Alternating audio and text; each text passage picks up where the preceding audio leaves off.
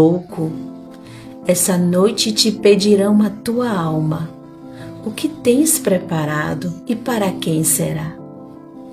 Esse texto vai mostrar um homem que acumulou riquezas nessa terra, mas que não se preparou para se encontrar com Deus, não acumulou riquezas espirituais.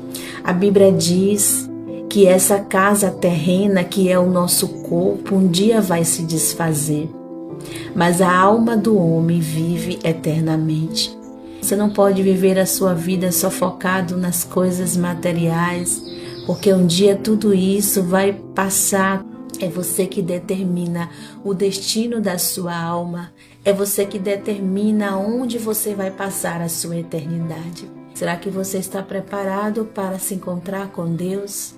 Reconheça Jesus como Senhor e Salvador da sua vida. Confesse o nome dele.